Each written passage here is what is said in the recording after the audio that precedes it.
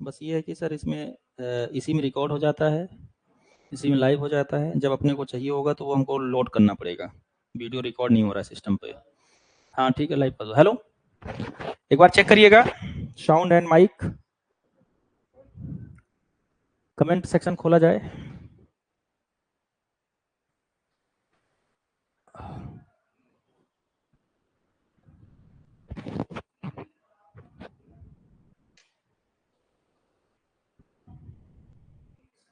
हाँ चलिए, बहुत बढ़िया। आवाज एक बार चेक कर लीजिए, फिर शुरू करते हैं इसको। इसका जो फॉर्मेट है डिसाइड हो गया है आज की क्लास से। आज की क्लास थोड़ा सा व्यवस्थित हुई है, कल से ये इसका फॉर्मेट फिक्स हो गया है। 7 बजे से फिक्स होगी इसमें पहली क्लास एमसीक्यू की, और दूसरी क्लास इसमें आईसीटी की हो जाएगी, तीसरी पॉलिटिकल साइंस की हो जाएगी, या दूसरी तीसरी पॉलिटिकल साइंस की, पर आपको यूनिट में वो मिलता जाएगा, कोई दिक्कत नहीं है। ठीक है, तो क्लास में आवाज आ रही है? यूनिट में वो मिलता जाएगा, कोई दिक्कत नहीं है। अभी आई? ओके, क्लास में आवाज आ रही है? हाँ ठीक है, आवाज ठीक है। टेस्ट हो गया। आवाज बीच में यदि जाती है, कुछ होता है, तो आप लोग कमेंट कर दिया करिएगा, है ना, तो उसको सुधार लेंगे। क्लास शुरू करते हैं। क्लास का पर्पज हमारा रहेगा ये, हाँ ये चालू कर दिया जाए अपने को। क्लास का हमारा पर्पज रहेगा कि आपको इसमें अधिकतम 40 प्लस स्कोर करवाएं, 40 से ज्यादा स्कोर आए, और उसके लिए हम लोग व्यवस्थित तरीके से, कॉन्साइज तरीके से टारगेटेड स्टडी करेंगे। ठीक है, और उस कड़ी में मैं यहाँ से शुरू कर रहा हूँ आईसीटी की क्लास आपके लिए। आईसीटी में ज्यादा इस बार नहीं है। क्या हुआ? स्क्रीन हिल रही है, कैमरा हिल रहा होगा। ठीक है, हाँ अभी ठीक है। थोड़ा सा एक बार फिर से फिक्स कर दो।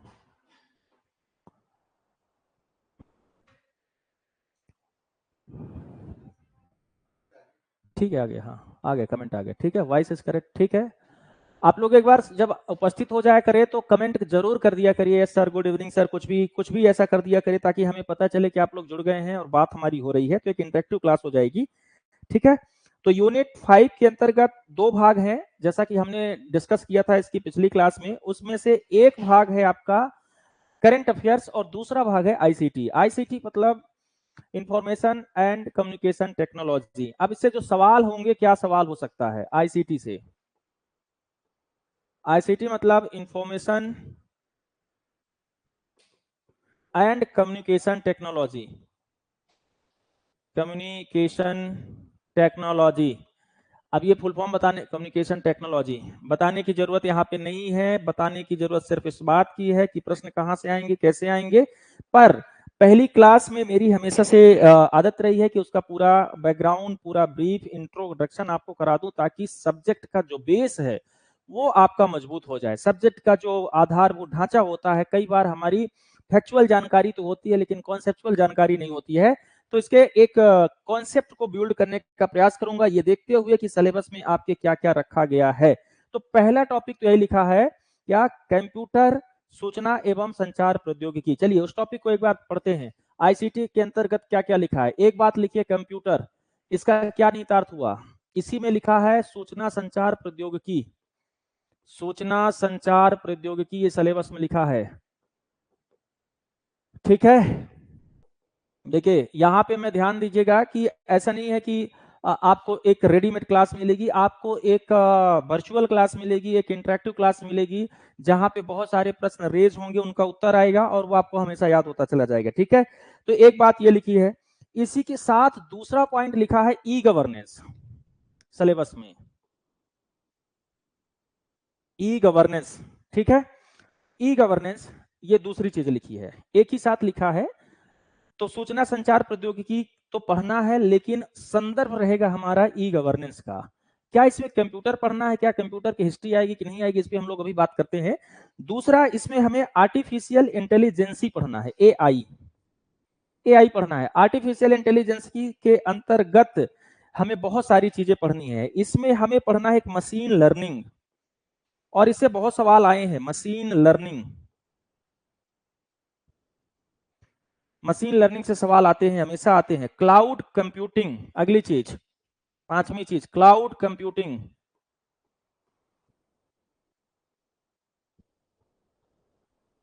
ठीक, क्लाउड कंप्यूटिंग पढ़ना है। अगली चीज, डेटा साइंस। डेटा साइंस पढ़ना है, ठीक है, और internet of things, internet of things पढ़ना है। क्लियर? इस क्लास के बाद एक क्लास होगी पॉलिटिकल साइंस की, डी सिंह सर लेंगे, है ना, जो मध्य प्रदेश का पॉलिटिकल साइंस वाला सिनेरियो है, अर्थात वो मध्य प्रदेश की राजनीति वाला पोर्शन है, बहुत इंटरेस्टिंग तरीके से आपको पढ़ाएंगे, उसमें आपको जुड़ना है, जुड़े रहना है क्लास, है ना। तो एक तो ये है, तो केवल 7 चीजें हैं जिसको हम लोग को कंप्यूटर के अंदर, यदि हम कंप्यूटर को अलग मान लें, सूचना संचार प्रौद्योगिकी को अलग से मान लें, तो ये टोटल 8 चीजें होंगी, तो 7-8 चीजें हैं आपको इस पे पढ़ना है। 7-8 चीजों से 5 प्रश्न आएंगे जहां तक मुझे लगता है, तो बहुत ज्यादा ऐसा भी नहीं कि पूरा कंप्यूटर का एकदम नोट्स बना डालनी है, उसको छाप डालना है, बहुत ज्यादा पढ़ना है। केवल 7 चीजों का वो पक्ष जो परीक्षा में पूछा जा सकता है वो हम लोग पढ़ेंगे, ठीक है। तो इसमें कंप्यूटर, सूचना संचार प्रौद्योगिकी, ई गवर्नेंस, एआई, है ना, बहुत एकदम रिलेवेंट सिलेबस रखा है इस बार एमपीपीएससी ने कंप्यूटर से। मशीन लर्निंग, है ना, cloud computing, data science, internet of things पढ़ना है, ठीक है। इतनी चीजें तो सिलेबस की क्लियरिटी हो जानी चाहिए अभी, ठीक है। सिलेबस की क्लियरिटी हो गई, कोई दिक्कत तो नहीं है, सिलेबस आपका क्लियर हो गया कि सिलेबस में आपको एआई के अंतर्गत, आईसीटी के अंतर्गत क्या क्या पढ़ना है। चलिए थोड़ा सा आगे बढ़ते हैं हम लोग। देखो आईसीटी का सिलेबस आपको क्लियर, नोट कर रहे हो तो ठीक है, नहीं नोट कर रहे होंगे तो ये वाली क्लास बनने के बाद, पढ़ने के बाद हम लोग पूरी कोशिश करेंगे कि ये क्लास की नोट्स तैयार होगी, जो उसको आपके पैकेज पे, आपके एप्लीकेशन पे उसको शेयर कर दिया जाएगा, तो आप बाद में चाहेंगे तो उसको देख लेंगे, जोड़ लेंगे, ठीक है। तो फिलहाल प्रारूप यही रहेगा, तो आगे चलते हैं, ठीक है। तो देखो इसमें पहली चीज हम लोगों ने आईसीटी से शुरू किया, दूसरी चीज ये पढ़ा है कि हमें पढ़ना क्या है, तीसरी चीज पे आते हैं। नेक्स्ट देखो, थोड़ा सा एक ब्रीफ इंट्रो कराता हूं आपको, जैसे कंप्यूटर हो गया। आप कंप्यूटर के अंतर्गत लोग क्या क्या पढ़ते हैं, क्या क्या पढ़ाते हैं, क्या वो सब हमें पढ़ने की जरूरत है या नहीं है। जैसे हिस्ट्री ऑफ कंप्यूटर,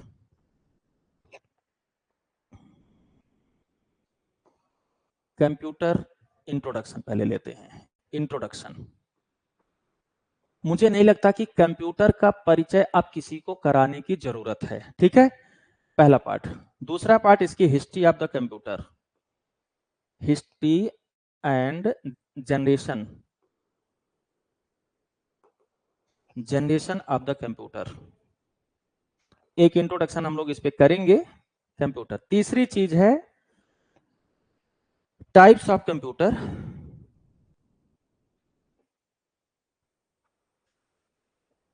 देखना अभी मैं इसका सबका समाधान कर दूंगा आप लोग के लिए, कोई दिक्कत की बात नहीं, ठीक है। Types of computer. अगली चीज है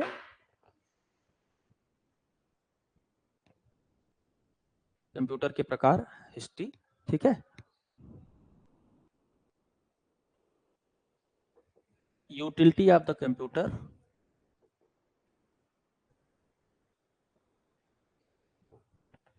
अगली चीज है जनरेशन हो गया, टाइप्स हो गया, आपका कंप्यूटर के प्रकार हो जाएंगे, ठीक है। पार्ट्स ऑफ द कंप्यूटर,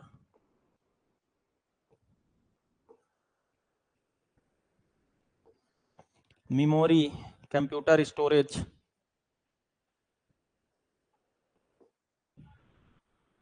है ना, स्टोरेज। यदि कंप्यूटर की बात की जाती है, जब भी कंप्यूटर की बात की जाएगी तो कंप्यूटर के अंतर्गत ये कुछ पढ़ा जाता है। इससे बहुत कम प्रश्न आते हैं, लेकिन जहां प्रश्न आते हैं उसको हम लोग जरूर एक बार देखते हुए चलेंगे, उसकी चर्चा करते हुए हम लोग चलेंगे, ठीक है। जैसे मान लेते हैं, अरे जैसे हम लोग मान लेते हैं कि इंट्रोडक्शन, इससे तो कोई सवाल ऐसा है नहीं कि आप लोग कंप्यूटर को जानते नहीं है। हिस्ट्री एंड जनरेशन, जनरेशन को लेकर के सवाल ऐसा कुछ अभी पूछा नहीं गया, पर पूछ सकते हैं मान लीजिए, तो भी आपको यदि जनरेशन पढ़ना है तो इसमें तीसरा चौथा पांचवा जनरेशन सबसे इंपॉर्टेंट होगा, पढ़ लेंगे थोड़ा सा किसी फाइल से खोल करके, उसमें बहुत बड़ी बात नहीं है। टाइप्स ऑफ द कंप्यूटर की बात करें तो कंप्यूटर के प्रकार में एक टाइप जो होते हैं सुपर कंप्यूटर, स्पीड के आधार पर, तो इसके बारे में हमें नॉलेज रखना होगा।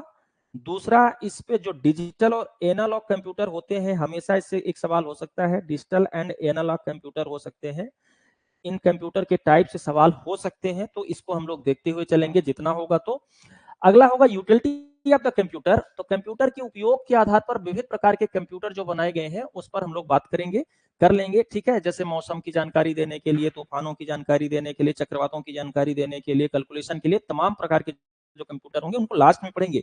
शुरू में इसको मैं नहीं पढ़ रहा हूँ, शुरू में हम लोग एआई से शुरू करेंगे, ठीक है। Parts of the computer, computer के भाग होते हैं विभिन्न प्रकार के, उन भागों की चर्चा करेंगे। एंड कंप्यूटर स्टोरेज की बात करेंगे तो कंप्यूटर स्टोरेज की बात हो जाएगी, ठीक है।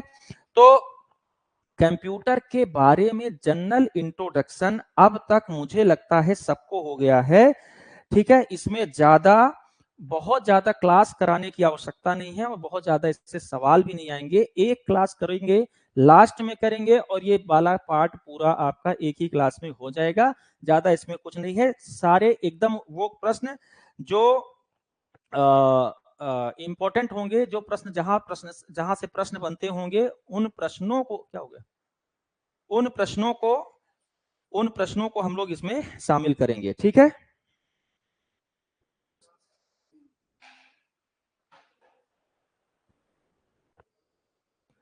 ठीक है, तो इसको हम लोग लास्ट में करेंगे। दूसरा आते हैं, इस टाइप के जो भी सवाल होंगे कंप्यूटर से रिलेटेड, सीधे सवाल टू सवाल बात करेंगे, ज्यादा इसमें आपका टाइम नहीं लेंगे।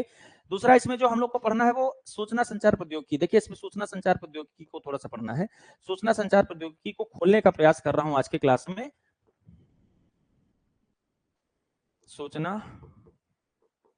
संचार प्रौद्योगिकी अर्थात सूचना को हम लोग कहेंगे इंफॉर्मेशन, संचार प्रौद्योगिकी को कहेंगे कम्युनिकेशन।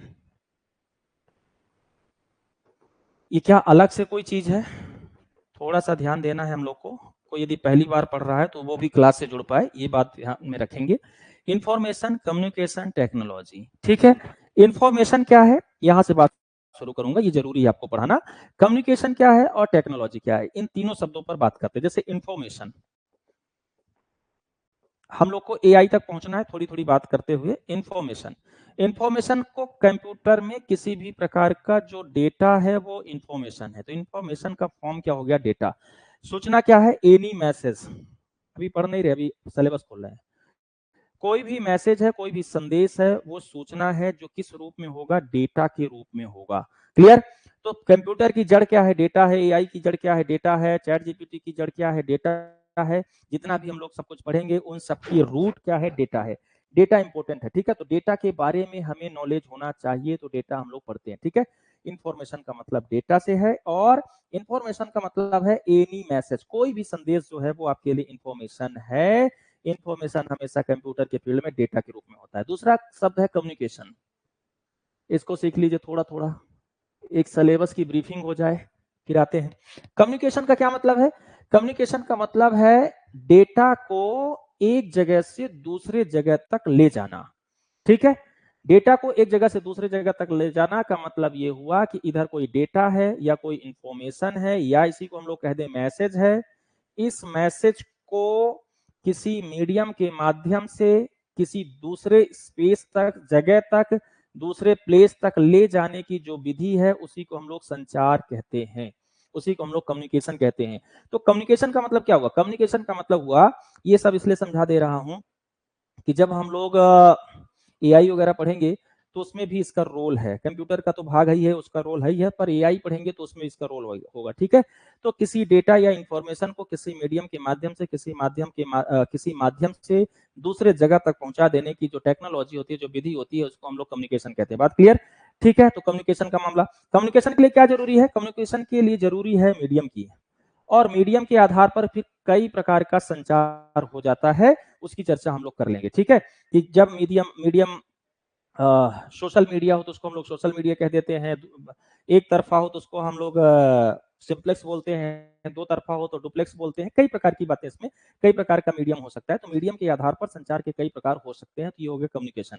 तीसरी चीज है क्या, टेक्नोलॉजी। टेक्नोलॉजी क्या है, टेक्नोलॉजी का अर्थ होता है, टेक्नोलॉजी का अर्थ होता है, इसमें देखो एक तो टेक्नल शब्द लिखा है, टेक है ना, टेक का मतलब होता है तकनीकी हिंदी में, लेकिन ये तकनीकी का मतलब क्या है समझा रहा हूं मैं। और दूसरा इसमें लॉजी का मतलब होता है नॉलेज, नॉलेज। तो देखो जब तीन चीजें एक साथ जुड़ जाती हैं, क्या, नॉलेज, टेक्नोलॉजी का मतलब समझ लो, इसमें मूलभूत क्या है, नॉलेज। देखो 5 प्रश्न ही आएंगे, लेकिन एआई या चैट जीपीटी या कंप्यूटर से जो प्रश्न पूछे जाते हैं उनका लेवल ठीक ठाक होता है, इसलिए उसको हम लोग समझेंगे।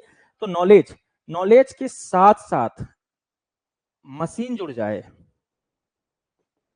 नॉलेज के साथ साथ मशीन जुड़ जाए, और मशीन के साथ साथ मशीन चलाने का स्किल जुड़ जाए।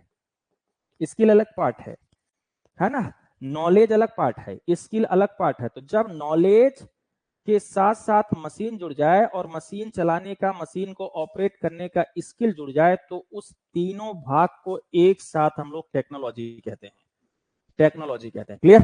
तो टेक्नोलॉजी की परिभाषा क्लियर हो गई। टेक्नोलॉजी क्या है? टेक्नोलॉजी है ज्ञान, मशीन और कौशल का समुच्चय। तो जहां पे हम लोग set of the machine, skill and knowledge, knowledge, machine and skill call technology, तो टेक्नोलॉजी में चीज जाएगी। अब जैसे मान लीजिए हम लोग सूचना संचार प्रौद्योगिकी पढ़ रहे हैं, तो इसमें किसका टेक्नोलॉजी की बात करेंगे? इसमें किसी सूचना को संचारित करने का, संचार करने का क्या पढ़ रहे हैं? नॉलेज, इससे संबंधित मशीन और इसको चलाने से संबंधित स्किल। इस स्किल को हम लोग कहेंगे कंप्यूटर दक्षता, कंप्यूटर चलाने का नॉलेज। ठीक है, कंप्यूटर चलाने का नॉलेज नहीं, कंप्यूटर चलाने का स्किल। स्किल में हमेशा एक टूल्स आएगा, ये टूल्स आएगा, टेक्नोलॉजी में हमेशा एक टूल्स आएगा, और उस टूल्स के माध्यम से हम अपने नॉलेज का प्रदर्शन करते हैं। तो यहाँ पे संचार के माध्यम में क्या है? संचार माध्यम में यहाँ पे कंप्यूटर है। तो कंप्यूटर के संदर्भ में हम लोग सूचना संचार प्रौद्योगिकी पढ़ रहे हैं। ठीक है, ये कंप्यूटर के अलावा भी दूसरा कोई ऑपरेशन हो सकता है, कंप्यूटर के अलावा भी दूसरा कोई टूल्स हो सकता है टेक्नोलॉजी में। तो यहाँ पे टेक्नोलॉजी किससे रिलेटेड है? टेक्नोलॉजी रिलेटेड है यहाँ पे सूचना को भेजने से रिलेटेड, डेटा ट्रांसफर। तो हम लोग जो कुछ पढ़ रहे हैं वो क्या पढ़ रहे हैं? Data based skill and data based tools. यदि ये क्लास आपको समझ में आ गई तो आगे की सारी क्लास बड़े बेकायदे समझ में आएगी। ठीक है, इस क्लास का उद्देश्य ही है कि आपका बेस इतना मजबूत बना दिया जाए कि उसके ऊपर बढ़िया अच्छे से इमारत खड़ी की जा सके। देखो कई बार क्या होता है, छोटे छोटे टर्मों को नहीं समझते हैं, छोटे छोटे टर्म्स आप लोग नहीं समझते हैं, फिर उसका बेस कभी बन नहीं पाता। खासकर ऐसे अभ्यर्थी जो नए होते हैं वो नहीं समझ पाते हैं, और वो यदि नहीं समझ पाते नए अभ्यर्थी तो फिर गड़बड़ हो जाता है। पहले दिन से मैं आपको एआई के प्रश्न नहीं करा सकता है, पहले दिन मैं आपको इन सब शब्दों का मतलब समझाऊंगा, और उसके बाद हम लोग चलेंगे डेटा बेस्ड एनालिसिस पर, है ना। तो डेटा इसमें इंपॉर्टेंट हो गया। इसका मतलब क्या हो गया? इसका मतलब ये हो गया कि हम लोग जो कुछ पढ़ने जा रहे हैं उसकी सबसे मूलभूत इकाई क्या है? डेटा। ठीक, सब कुछ डेटा है यहाँ पे। ठीक है, पूरी दुनिया जो है इस डेटा के इर्द गिर्द घूम रही, चाहे वो एआई हो, चाहे चैट जीपीटी हो, चाहे आपका कुछ भी हो, कोई भी प्लेटफॉर्म हो, सबको चाहिए डेटा। डेटा को ट्रांसफर करने के लिए चाहिए मशीन, और मशीन में है कंप्यूटर। ठीक है, और इसी मशीन का स्किल हम लोग डेवलप करेंगे, तो उसको हम लोग कहेंगे क्या? उसको हम लोग कहेंगे आईसीटी संबंधी दक्षता। क्लियर है? ये बात क्लियर हो गई? कोई दिक्कत यहाँ तक? आगे चलते हैं। तो अब देखिए हमने क्या कहा था कि हमें समझना है सूचना संचार प्रौद्योगिकी का मतलब। तो सूचना संचार प्रौद्योगिकी में 3 शब्द हैं। सूचना आपको क्लियर हो गया? सूचना क्या है? एनी इंफॉर्मेशन इज सूचना, any information, data is any information, कुछ भी कह लीजिए। ठीक है, और उस डेटा को दूसरे जगह तक मशीन के माध्यम से, किसी टूल्स के माध्यम से भेजने की जो टेक्नोलॉजी, उसको हम लोग संचार प्रौद्योगिकी कहते हैं। बात क्लियर? यहाँ तक क्लियर हुआ करे तो कभी यस नो बोल दिया करें, लगे कि हाँ आप लोग क्लास देख रहे हैं। ठीक, अगली बात, अगली बात क्या है? अगली बात, इसमें आपके सिलेबस में जो पॉइंट लिखे हैं उनको पहले समझ लीजिए। कल से हम लोग इसको थोड़ा सा व्यवस्थित और एकदम टू द पॉइंट पढ़ना शुरू करेंगे। आपके सिलेबस में लिखा हुआ था ये ई गवर्नेंस। ठीक है, ई गवर्नेंस दूसरा पॉइंट लिखा है इसके बाद। तो ई गवर्नेंस को थोड़ा समझिए। इस डेटा संचार को हम लोग, ओके, हाँ बीच बीच में यस वगैरह बोलते तो थोड़ा सही लगे। तकनीकी का प्रयोग, टेक्नोलॉजी का प्रयोग, कम्युनिकेशन या आईसीटी का प्रयोग, हम लोग आपके सिलेबस को थोड़ा सा फोकस करना है। जितना भी हम लोग आईसीटी पढ़ेंगे उसका उद्देश्य होगा ई गवर्नेंस। उसका उद्देश्य क्या होगा? E governance, E for electronic. अब यही प्रश्न पूछ लेता है कई बार, अब इतना छोटा बच्चों वाला सवाल भी हो जाता है कई बार, तो ठीक है। इलेक्ट्रॉनिक गवर्नेंस मतलब शासन, तो इलेक्ट्रॉनिक शासन इलेक्ट्रॉनिक शासन का मतलब होता है ई शासन, हिंदी में इसको ऐसे कह सकते हैं ई शासन, है ना। ई शासन का मतलब होता है आईसीटी बेस्ड शासन, ICT based governance, ICT based governance. ICT का मतलब तो समझ ही गए हैं, अर्थात इसको और हम लोग एक्सप्लेन करें तो ऐसा गवर्नेंस जिसमें डेटा का संचार एक मशीन के माध्यम से होता हो और डेटा संचार करने का बहुत सारे लोग नॉलेज रखते हो, स्किल रखते हो। तो इसका मतलब ई गवर्नेंस का मतलब क्या हो गया, डेटा के क्षेत्र में कंप्यूटर, ई गवर्नेंस के क्षेत्र में डेटा कम्युनिकेट करने में कंप्यूटर का इस्तेमाल हो, कंप्यूटर का प्रयोग हो, ठीक है।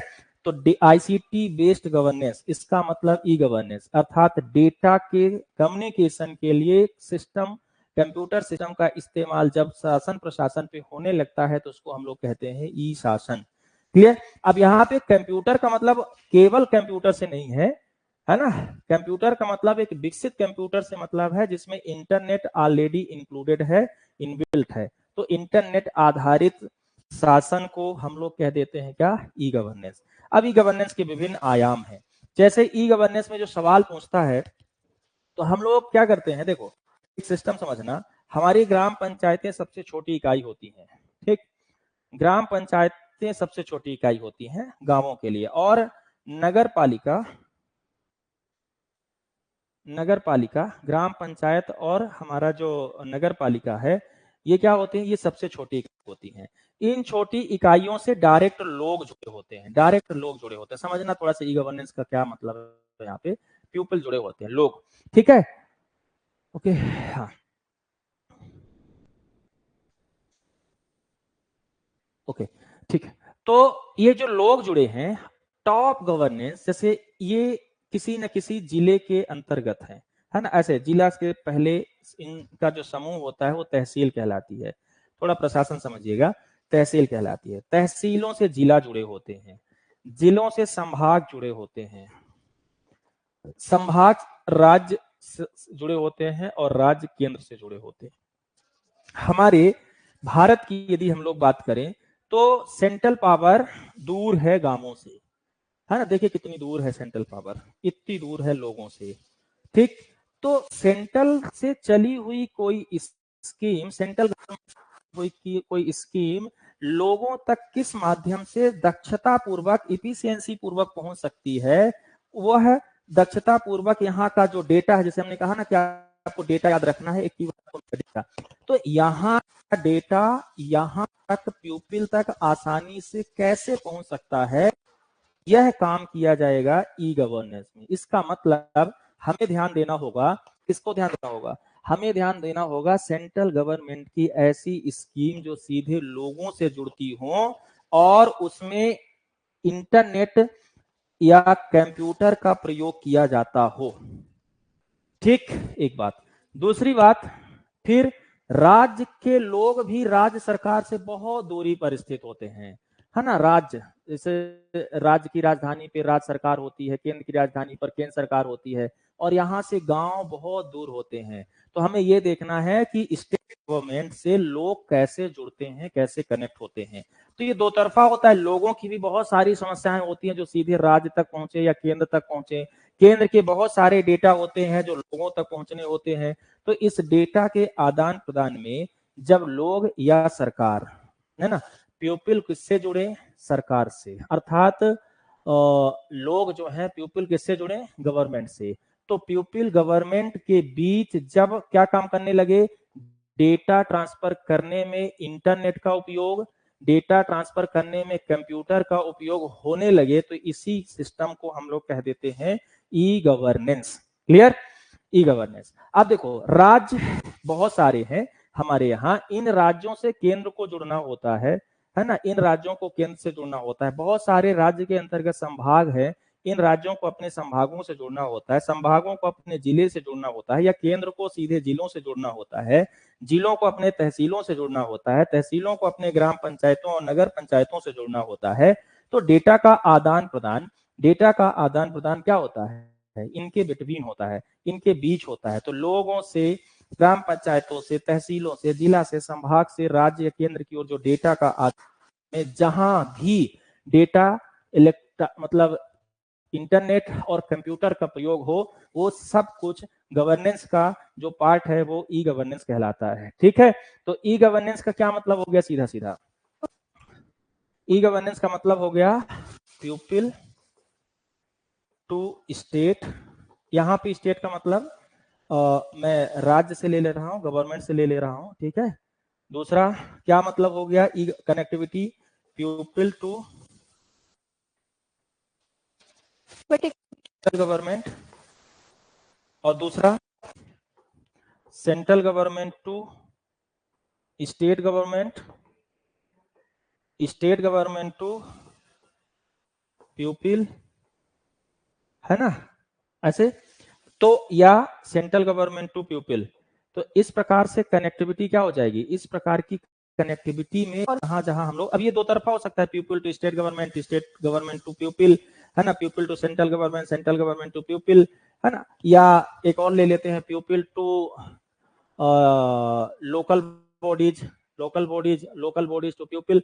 तो इस संदर्भ में जो डेटा का आदान प्रदान होगा उसी का नाम ई गवर्नेंस है। क्लियर है, ई गवर्नेंस के संदर्भ में जो ई गवर्नेंस के पिलर्स हैं उसको हम लोग पढ़ेंगे।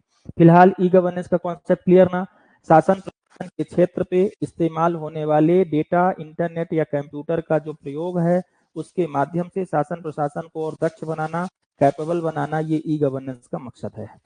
नेक्स्ट देखो, सिलेबस को एक बार मैं ओपन कर दूंगा तो आप लोग को ये सब बहुत आसान लगने लगेगा, भले ही कभी आपने ना पढ़ा हो, इसकी चिंता मत करिएगा, सब मैं समझा दूंगा।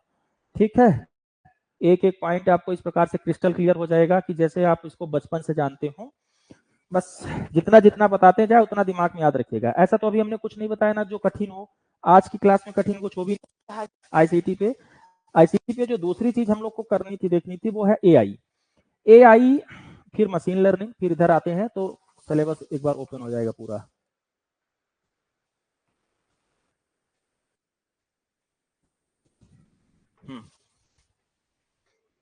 ये एक नया जानवर है इस क्षेत्र पे, है ना, बहुत। तो कौन सा पर एक में होगा तो सीबी बोलेंगे, और कौन सा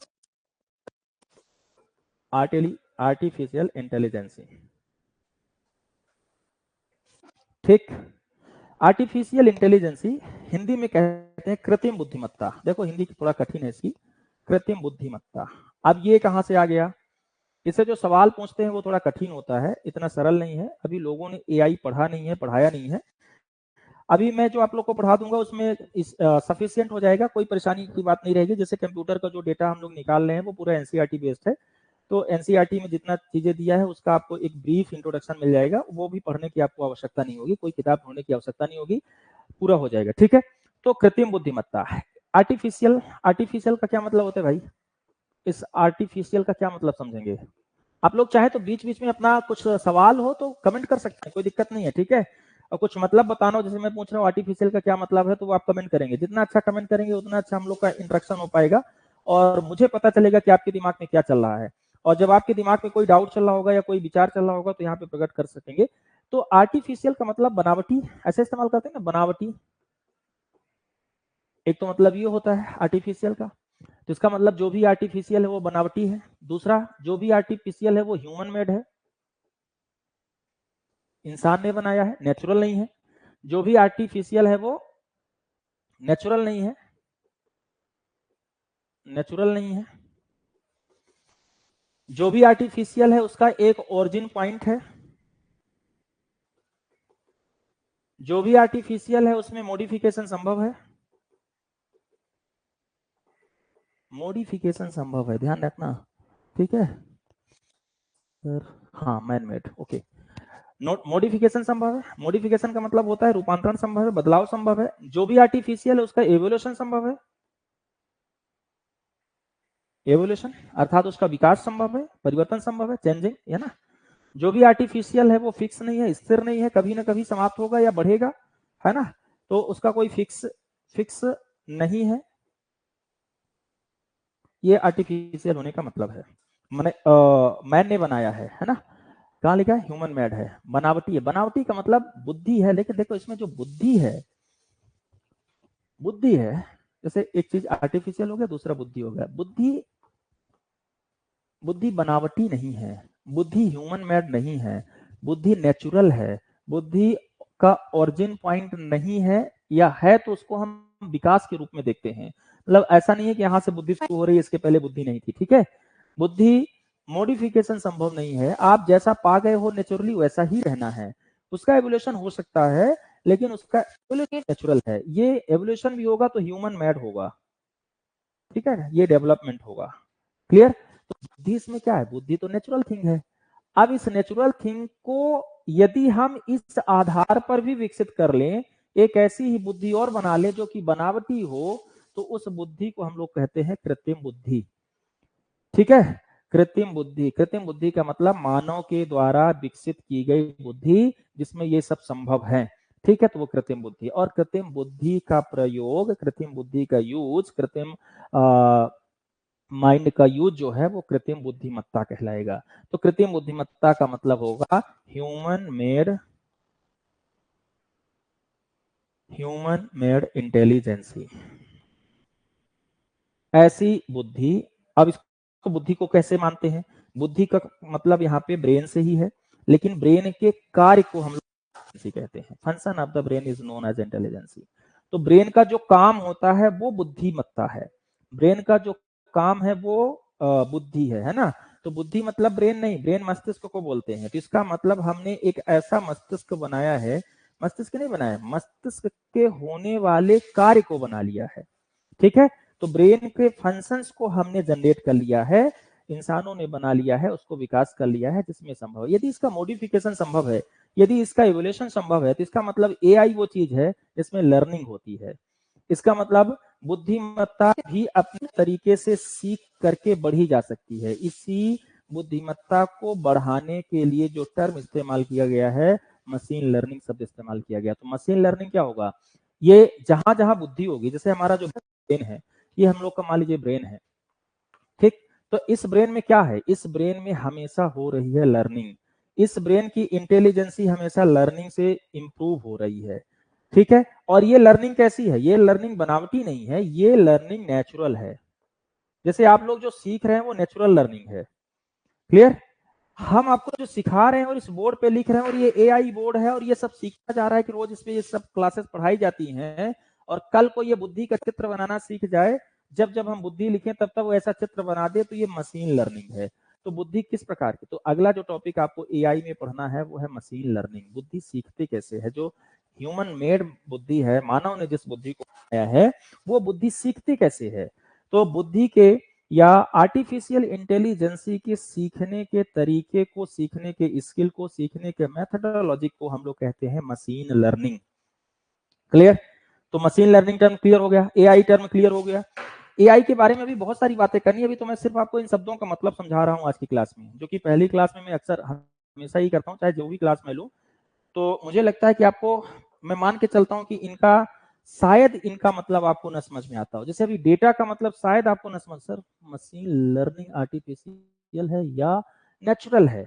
मशीन लर्निंग आर्टिफिशियल है, डाउट इसमें नहीं होना चाहिए, क्योंकि ऑलरेडी वो मशीन का काम है और मशीन हमने बनाया है, तो नेचुरल नहीं हो सकता है, वो ऑलरेडी नेचुरल, सॉरी क्या है, आर्टिफिशियल ही है। अब रही बात आर्टिफिशियल, इंसान ने ही बनाया है इस प्रकार का प्रोग्राम कि मशीन पे यदि कुछ काम हो रहा है तो मशीन उसको क्या करे, मशीन उसको अपने डेटा स्टोरेज पे, डेटा पे उसको रखती चले जाए। तो ये ह्यूमन मेड है, नेचुरल नहीं है, ठीक है। ओके, तो ये एक बात हो गई। तो मशीन लर्निंग हम लोग पढ़ रहे हैं, तो मशीन लर्निंग का रिलेशन किससे है, एआई से है। अब एआई में ये शब्द दिया हुआ था ना, एआई पढ़ेंगे फिर उसके बाद सीधा आएगा मशीन लर्निंग, तो ये दोनों एक साथ रिलेटेड हैं।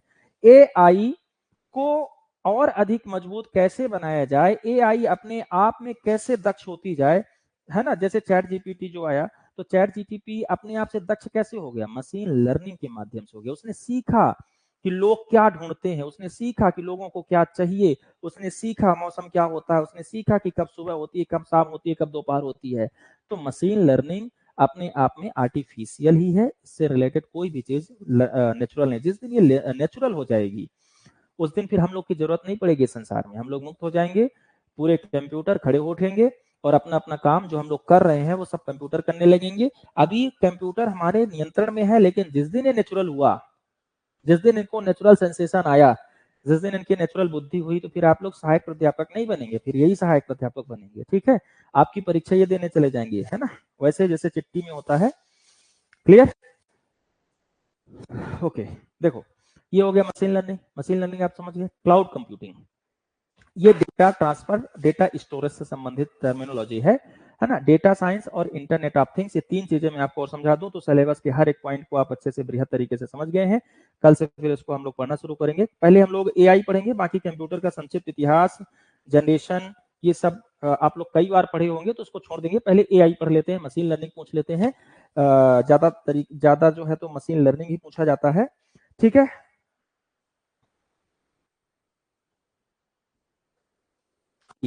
क्लाउड कंप्यूटिंग, तीन ऐसे फील्ड हैं जिससे 4 सवाल या 3 सवाल जरूर होंगे। एक एआई, एक सवाल होना तय है, मशीन लर्निंग दूसरा सवाल होना तय है, और क्लाउड कंप्यूटिंग तीसरा सवाल इससे होना तय है। ई गवर्नेंस से एक सवाल आपसे पूछा जाएगा, चाहे कुछ भी हो जाए, भले ही कंप्यूटर न पूछे। ठीक है, क्लाउड कंप्यूटिंग का मतलब है, क्लाउड का मतलब वही होता है जो बादल होता है, कंप्यूटिंग का मतलब होता है कंप्यूटर से संबंधित गतिविधियां। तो क्लाउड का मतलब होता है कंप्यूटर और इंटरनेट का प्रयोग करके डेटा का स्टोरेज करना और उसको विभिन्न माध्यमों से विभिन्न सिस्टम कंप्यूटरों तक, विभिन्न कंप्यूटर प्रणाली तक उसको पहुंचाना।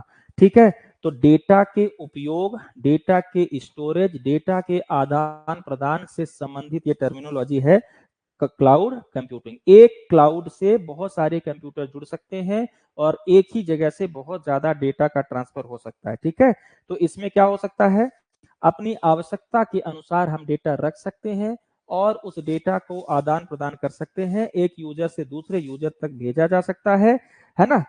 और कई प्रकार के होता है, जैसे पब्लिक क्लाउड हुआ, तो पब्लिक क्लाउड में हमने डेटा सबके लिए उपलब्ध करा दिया, जहां आम जनता के लिए डेटा उपलब्ध हो जाता है। जैसे हमने कोई गूगल पे चीजें डाल दी, वो सबके लिए अवेलेबल करा दिया, तो वो पब्लिक क्लाउड पे चली गई। प्राइवेट क्लाउड होता है कि जो किसी एक विशिष्ट ऑर्गेनाइजेशन के लिए उपलब्ध होता है, अर्थात डेटा को हमने यदि प्राइवेट क्लाउड पे रखा है तो प्राइवेट क्लाउड पे डेटा सिर्फ एक कंपनी प्राप्त कर पाएगी। तो क्लाउड का मतलब होता है क्या, इसमें 3-4 चीजें हो सकती हैं, storage of data, transfer, data transfer, ऐसा लिख देते हैं डेटा ट्रांसफर। ठीक है, और uses of data, uses of data according to demand, data का आवश्यकता अनुसार डिमांड। तो स्टोरेज और ट्रांसफर, डेटा ट्रांसफर से जुड़ा हुआ है आपका क्लाउड कंप्यूटिंग। क्लियर? तो क्लाउड कंप्यूटिंग को हम लोग अच्छे से पढ़ेंगे, इसके सारे टाइप्स जितने होते हैं उससे जो प्रश्न बन सकते हैं वो हम लोग देख लेंगे। इसके बाद क्या था आपका, इसके बाद इसमें था जो हम लोग को पढ़ना था, ये एक शब्द था क्या, डेटा साइंस और इंटरनेट ऑफ थिंग्स। देखो डेटा साइंस अलग से दे ही दिया, ठीक है, इसलिए आपको समझना जरूरी है। इंटरनेट ऑफ थिंग्स बहुत मजेदार चीज है, ये सब आपके लिए नया भी है, पढ़ने में मजा भी आएगा। नया का मतलब ये है कि इसको डिटेल से आप लोगों ने कभी ना पढ़ा होगा, छोटे छोटी चीजें जानते हैं। जैसे डेटा साइंस क्या है, हमने क्या कहा कि आप पूरे डेटा को पकड़ लीजिए, जितना भी आप चीजें पढ़ रहे हो सबसे इंपॉर्टेंट चीज है डेटा, चाहे आप भारत सरकार को पढ़े चाहे डेटा साइंस। हाँ, डेटा सेफ्टी, क्लाउड कंप्यूटिंग में डेटा सेफ्टी भी होता है, ठीक है, हाँ बिल्कुल। तो डेटा साइंस का मतलब होता है डेटा का अध्ययन, सिंपल सी बात है, डेटा की स्टडी ऑफ द डेटा, ऐसा लिख देते हैं।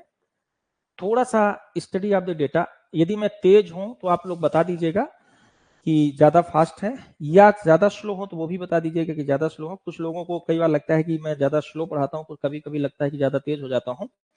थोड़ा सा दिक्कत ये रहती है कि ऑन डिमांड जहां पे ज्यादा जरूरी होता है वहां ज्यादा जोर देता हूं, जहां ज्यादा जरूरी नहीं होता तो उसको मैं जंप कर जाता हूं, और ये तरीका इस पेपर के लिए हम लोग अपनाएंगे ताकि आपके ऊपर ज्यादा बर्डन ना हो।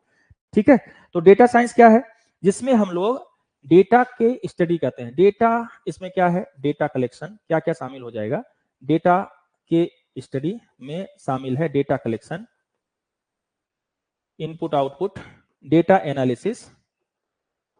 डेटा एनालिसिस के आधार पर पूरा मार्केट डिपेंड है ना, पूरी बाजार, पूरी अर्थव्यवस्था, ठीक है, डेटा की मॉडलिंग एनालिसिस के साथ, डेटा फिल्टरिंग यूजेस, इनसे संबंधित जो शब्दावलियां होगी वो इंपॉर्टेंट होगा, ठीक है। डेटा का विजुअलाइजेशन, ये काम करेंगे इस पे हम लोग डेटा के अंतर्गत, और डेटा साइंस का यूज, यूटिलिटी, है ना, भविष्य, बहुत सारी चीजें हैं, क्योंकि हम लोग जानते हैं कि आने वाला भविष्य जो है वो डेटा पर है। मार्केटिंग पूरी डेटा पर, जितनी भी ईपीओ बीपीओ चल रही थी वो सब डेटा साइंस पर डिपेंडेंट हो गई है। तो data is the primary thing, ठीक। आजकल डेटा इतना इंपॉर्टेंट हो गया है कि उतना इंपॉर्टेंट बेटा भी नहीं रह गया है ना।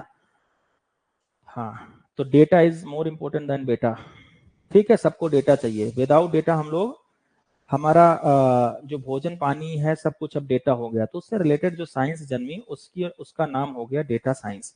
बार बार हम लोग सब इस्तेमाल करते हैं, डेटा नहीं चल रहा, डेटा नहीं आ रहा है, डेटा नहीं है ना, डेटा खत्म हो गया है, डेटा 1.5 GB है, डेटा 2 GB है। तो जितनी भी चीजें सब डेटा बेस्ड हो गई है। तो डेटा के बारे में पढ़ना तो जरूरी है, डेटा के बारे में जो कुछ पढ़ते हैं उसको हम लोग डेटा साइंस कह देते हैं, ठीक है। ऐसे करके एक साइंस जाएगी डेटोलॉजी, ठीक। अगली चीज थी इसमें डेटा साइंस के बाद एक और अच्छी चीज थी, दिमाग पर क्या है ये, internet of things. Internet of things,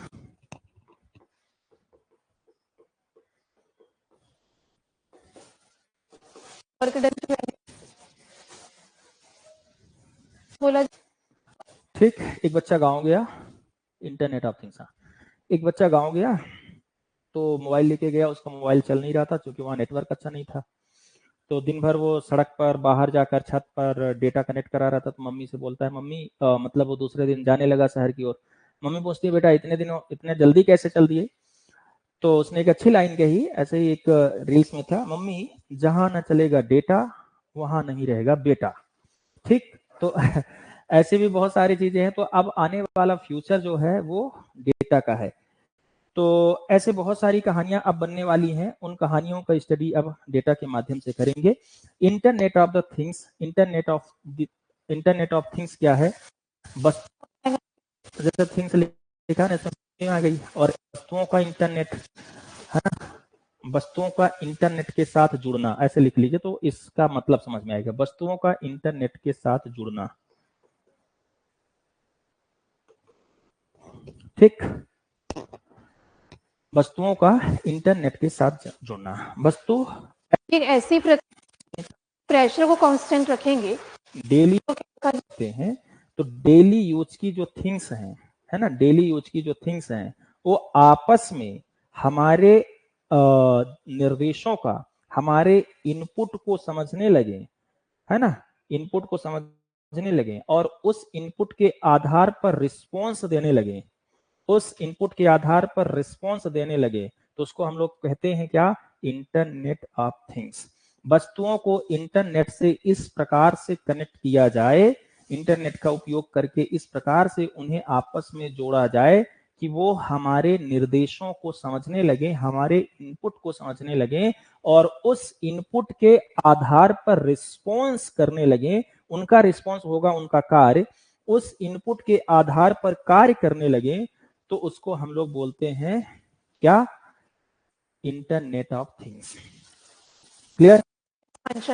things में हम लोग क्या करते हैं, एग्जांपल बिल्कुल दूंगा, एग्जांपल, ठीक है। इंटरनेट थिंग्स का क्या मतलब है कि वस्तुएं जुड़ जाएं। बहुत अच्छे अच्छे एग्जांपल है, बहुत अच्छा अच्छा विकास हुआ है इंटरनेट ऑफ थिंग्स के क्षेत्र में।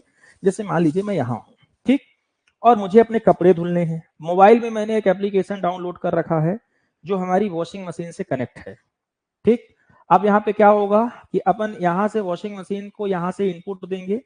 मान लीजिए कपड़े हमने वॉशिंग मशीन पे डाल दिए हैं, अभी हमारे पास टाइम नहीं है उनको जाने का, सुखाने का, है ना, ले जाने का।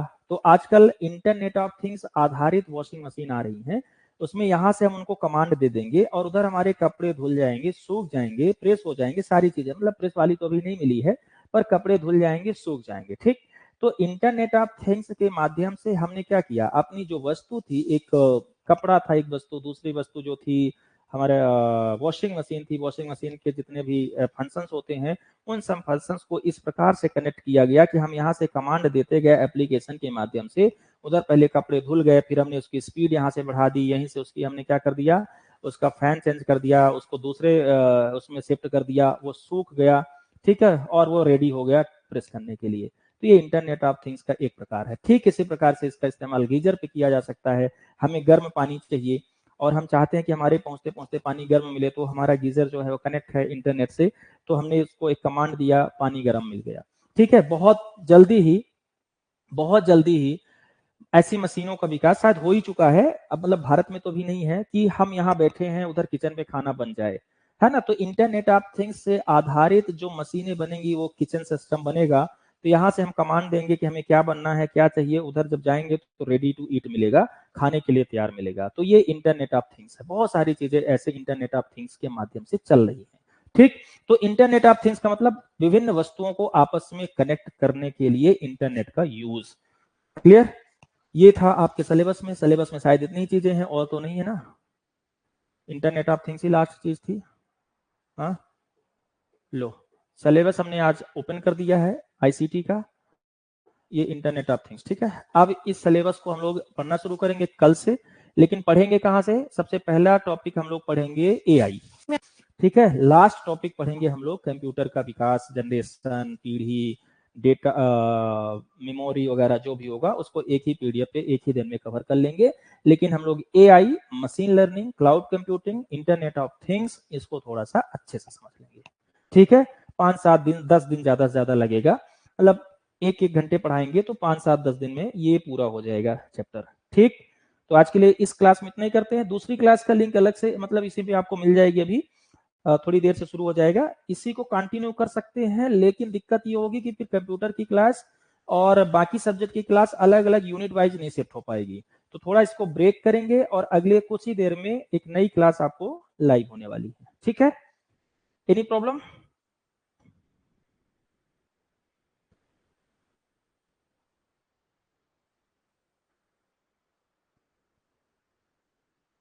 Sir please try to complete syllabus fast so that revision could be done as exam. हो जाएगा, आप चिंता ना करें, वो रिवीजन वगैरह सब यहीं पे हो जाएगा। ठीक है, इतना फास्ट भी नहीं करना है कि रिवीजन करें और दिमाग से सब उतर जाए, पर इतना अच्छे से कर लेना है कि रिवीजन ना भी करें तो भी पेपर में जब आए तो आपसे बन जाए, परेशान ना हो, पूरा इफिशियंसी के साथ हो जाएगा। क्लियर?